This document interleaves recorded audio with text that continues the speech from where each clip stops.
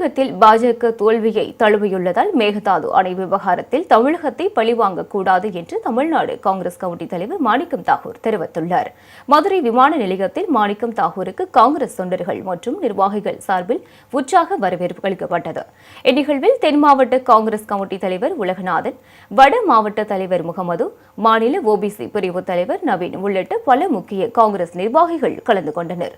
பின்னர் செய்தியாளர்களை சந்தித்த மாணிக்கம் தாகூர், வரவிருக்கும் நாடாளுமன்ற தேர்தலில் மக்களவை எதிர்க்கட்சித் தலைவர் ராகுல் காந்தியை நாட்டின் பிரதமராக்க வேண்டும் என்ற நோக்கத்தோடு மட்டுமே தமிழ்நாடு காங்கிரஸ் கமிட்டியின் செயல்பாடுகளும் திட்டங்களும் இருக்கும் என தெரிவித்தார். அயோத்தி ராமர் கோவில் திருட்டு விவகாரத்தில் பாஜகவினர் உண்டியல் திருடர்கள் என்பது தற்போது தெரிய வந்துள்ளதாக அவர் குற்றம் சாட்டினார். மத்திய அரசு, குறிப்பாக மோடியினுடைய அரசு, தமிழ்நாட்டிலே மீண்டும் மீண்டும் பாஜக தோல்வியுறுவதனுடைய வெறுப்பு, தோல்வி இதனுடைய மைய கருத்தாக 4 நாள் சட்டமன்ற உறுப்பினர் கொடுத்தார்கள். இப்பொழுது தமிழக மக்கள் ஒரு சட்டமன்ற உறுப்பினர் கொடுத்திருக்கிறார்கள்.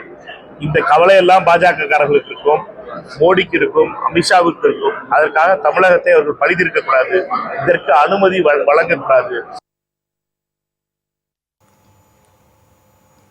இதற்கிடையில் அவர் வெளியிட்டுள்ள எக்ஸ் பதிவில், பாஜகவின் அடிமையாக செயல்பட்ட அதிமுக பொதுச் செயலாளர் எடப்பாடி பழனிசாமி தேவையில்லாமல் தங்களை பற்றி விமர்சிப்பதை நிறுத்திக் கொண்டு சொந்த கட்சியை காப்பாற்றிக் கொள்ள வேண்டும் என மாணிக்கம் தாகூர் கூறியுள்ளார்.